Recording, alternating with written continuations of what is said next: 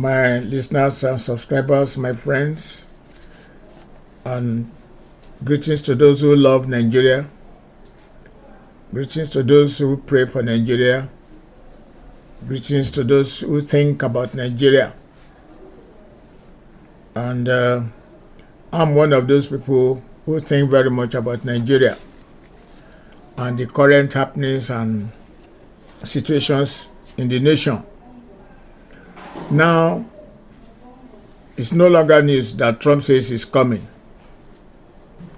to come and deliver the persecuted Christians. I think one of the reasons that made this to be is because of the ways Christian youths were brought up. The way Christian youths were brought up makes us just a little bit maybe better than the poultry or goatry. I remembered when I was a national youth chairman of Youth Christian Association of Nigeria, we had a meeting and we decided that the Christian youth in Nigeria should be defending the church, their pastors, their members, and to our surprise, my executive committee at that time was queried that why should we, as National Executive Council of Christian Youth Nigeria, should decide that we should be defending ourselves. Our fathers made us to believe that it is wrong for Christians to defend themselves. In fact, it's like a crime.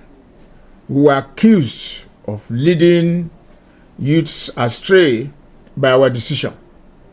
Christian youths in Nigeria are brought up with the mind that you are not to defend yourself under any situation. Bring your neck, surrender your neck. Bring your family, all of you lie down. Even if you have what you can use to defend yourself, you are not. Because the Lord has prophesied that we will be persecuted. But in Luke chapter 22 verse 35, the Lord asked, when I send you out to preach, did you lack anything? They told the Lord, no, we didn't lack anything. The Lord now said in verse 36, but now, from now, if you have no sword, sell your garment and buy one. But now, if you don't have a sword, buy one.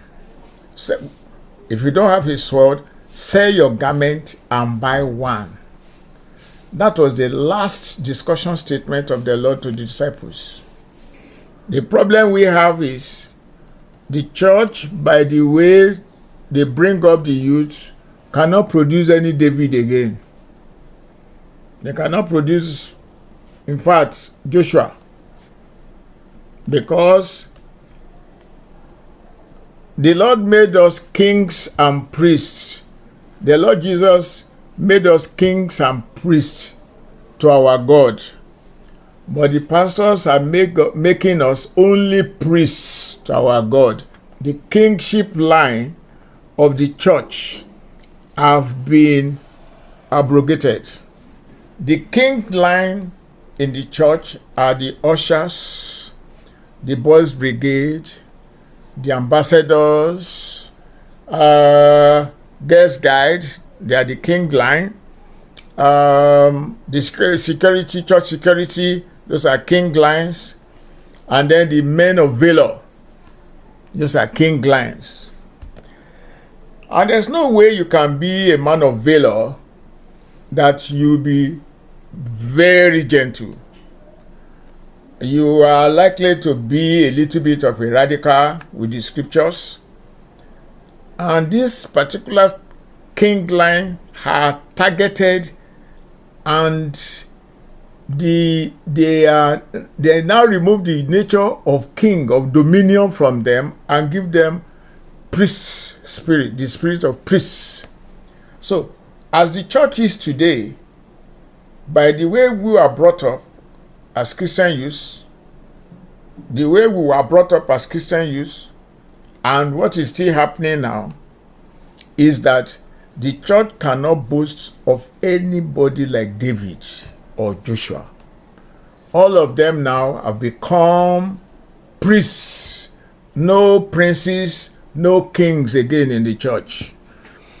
All of us have been converted to prayer warriors, fasting warriors, binding and loosing warriors.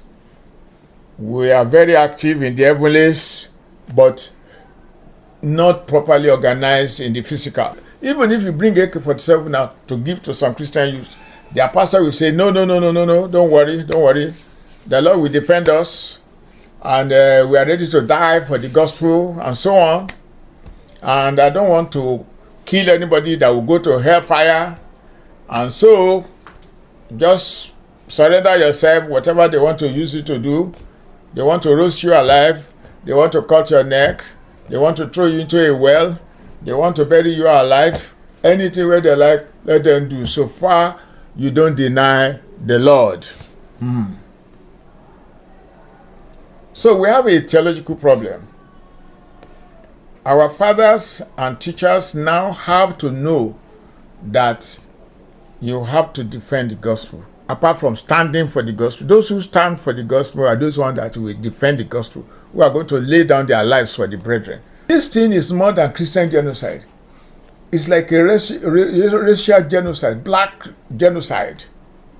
Especially when they are now proving that there are even more Muslims than Christians that are being pied.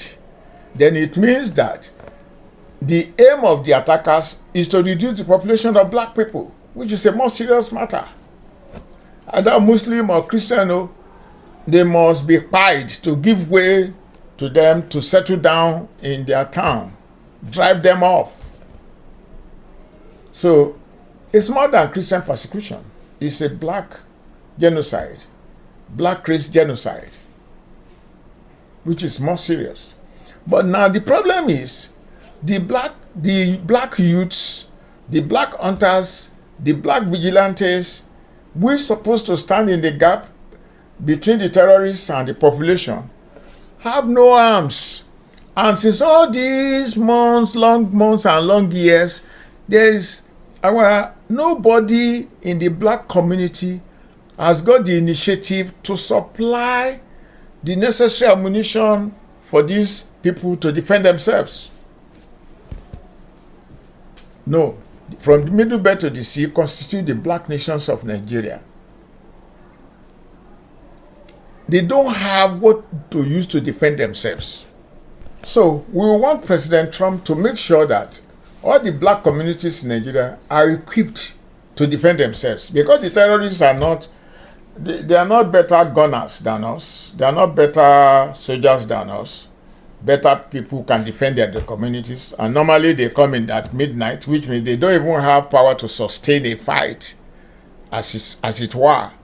So if for example, Telewata that was ransacked and 200 people died, if there were 20 AK-47 in that village that night, they won't be successful.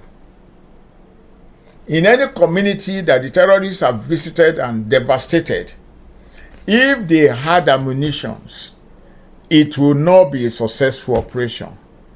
It will not be. Because they are not better users of ammunition than black people. We need the black communities of Nigeria to be fully armed with equivalent ammunition. The Benue, Plateau, Kwara, Enugu axis should be equipped, arms should be provided for them to defend themselves. Then if after they provide arms for them and they are not able to defend themselves and they are being overwhelmed, then we need a Trump. But if we're able to repel them, subdue them, They are the ones that we need a Trump. A Trump is needed in Nigeria because the black communities are not armed. They have been disarmed long ago, and the arms were not replaced. So they need to be rearmed to prevent unopposed terrorism that is going on. In Nigeria, we have unopposed terrorism. There's no reply. The black communities are not replying the terrorists. But when they are now equipped with arms and ammunition, then it will be terrorism versus terrorism. It will be terrorism versus those who will prevent terrorism.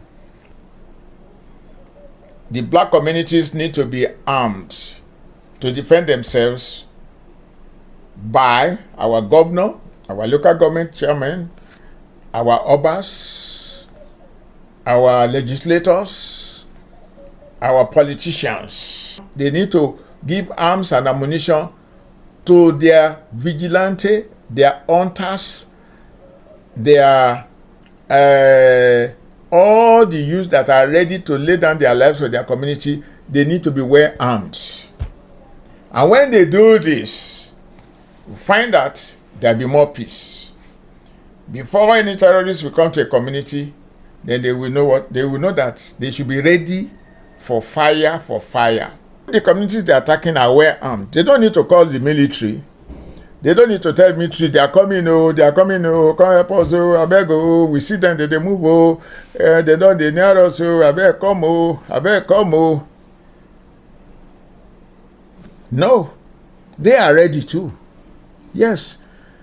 And there are youths that God has put in their mind to defend their community. There are vigilante groups that are ready to die for their communities. There are hunters union who are ready to defend their communities. There are bush hunters, bush inspectors, native bush inspectors that are ready to take control of the forests. Yes. But where is the ammunition? So, our big men, our governors, local government officials, local government chairmen, politicians are of black nations of Nigeria are lacking in responsibility in this area. This must be addressed urgently before Trump comes, because that one will help us. We help the communities to defend themselves and stay alive before the government decides what to do. And what they need to do is to do regional parliamentary system or confederation republics of Nigeria. If they had done that with the same vigor by which they followed financial issues, the communities in Nigeria would have been safer than what they are now. Yes, they would have been safer. I don't understand why our president, His Excellency Bola Ahmed Tinubu, did not include restructuring when he hit the ground running. I don't know why.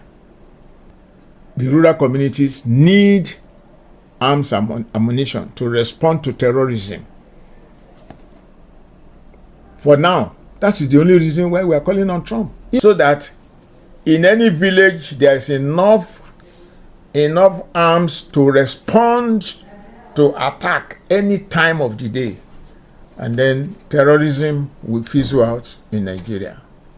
This is my submission today. And I think it should be something to be considered with immediate effect, where we are waiting for Trump people to come. There's black race genocide going on. If they kill Christians, they even kill more Muslims. They are talking now. They say they kill more Muslims than Christians. Okay, so it's no more a Christian affair. It's a racial affair. So the black race in Nigeria is under attack. It's under genocide attack. Some people want to replace us.